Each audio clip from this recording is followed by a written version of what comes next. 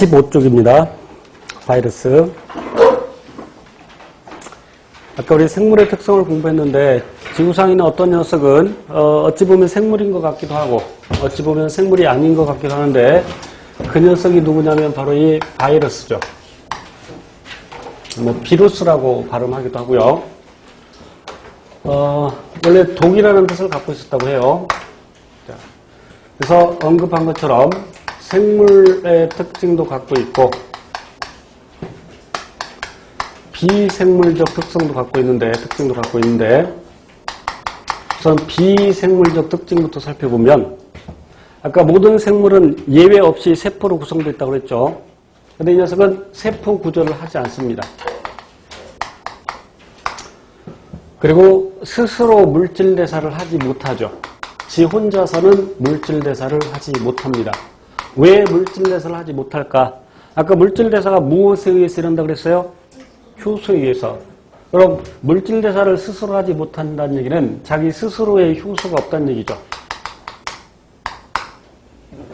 효소의 주성분이 아까 단백질이라고 했는데 단백질이 어디서 만들어지냐면 생초에서 배울 텐데 리보솜이 세포 내에 리보솜이라는 곳에서 단백질을 만들죠.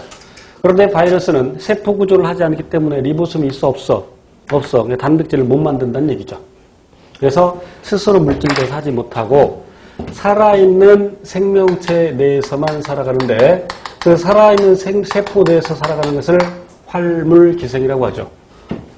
예를 들어서 우리 회 먹을 때 활어, 뭐 살아있는 걸 잡아먹죠. 그래서 활어 하듯이 활물기생 그러면 살아있는 생명체 내에서만 살아간다. 더욱처럼 세포 내에서만. 물론 어떤 바이러스는 자체 효소를 갖고 있는 것도 있습니다. 그러나 예를 들어서 HIV의 경우에는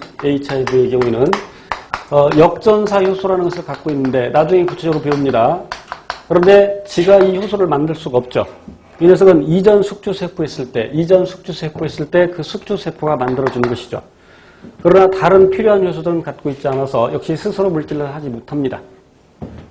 그래서 이 바이러스는 세포 내에서만 살아가고 생체 내에서만 살아가고 생체 밖에서는 단백질 결정체일 뿐이죠. 이것이 비생물적 특성이고 생물적 특징으로는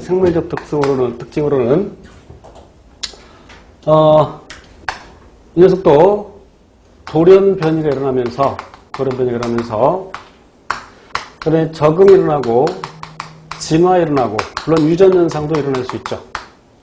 물론 생명체에서 일어나는 그 유전 현상은 조금 다른 겁니다만 그래서 어쨌건 세포 내에서만 일어나지만 이런 생물적 특성이 나타날 수 있는 것은 무엇을 갖고 있기 때문이냐면 아까 그 효소의 주성분이 단백질이라고 있고 그 단백질을 만드는 정보가 어디 들어있냐면 DNA에 들어있습니다.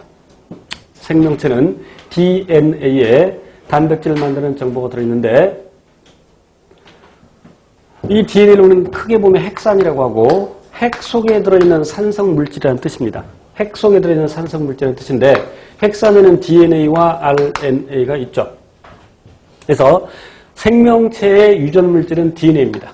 그런데 바이러스는 유전물질로서 DNA를 갖고 있는 것도 있고 RNA를 갖고 있는 것도 있고 그런데 아까 핵 속에 들어있는 그 세포 내에 핵 속에 들어있는 산성물질이라는 뜻인데 이 녀석은 세포 구조 자체를 하지 못하죠.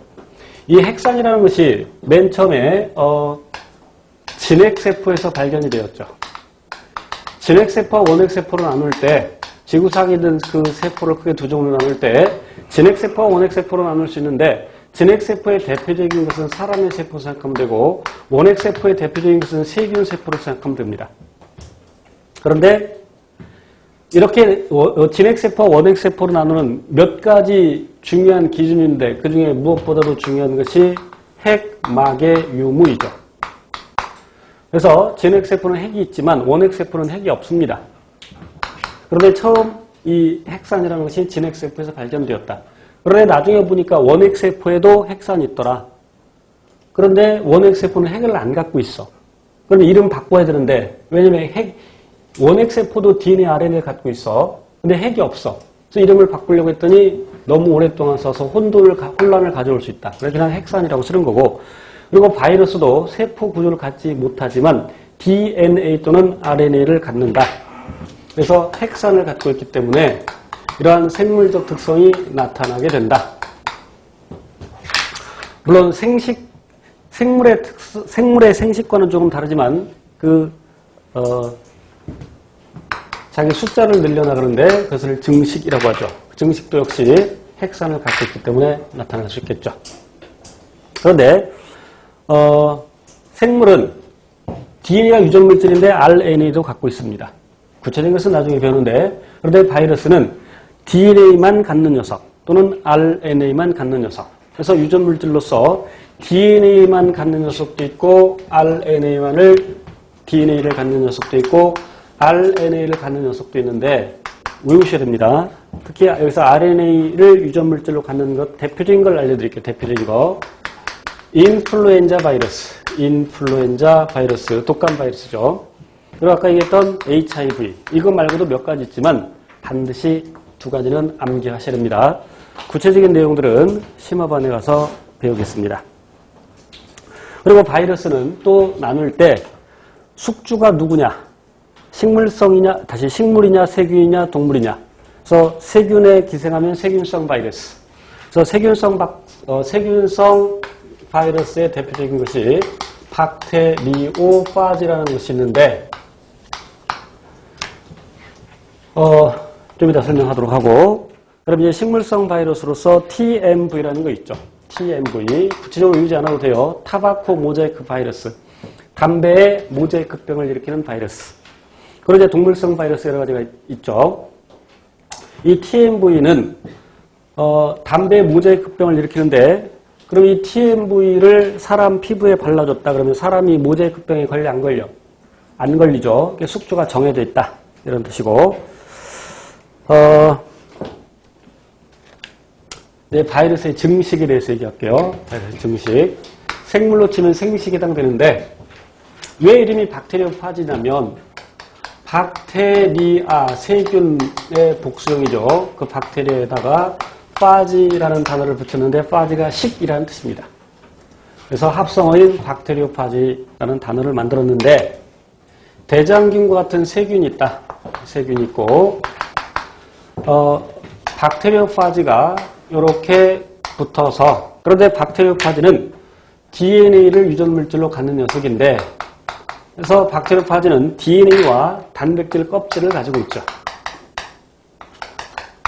DNA가 숙주세포 안으로 들어갑니다.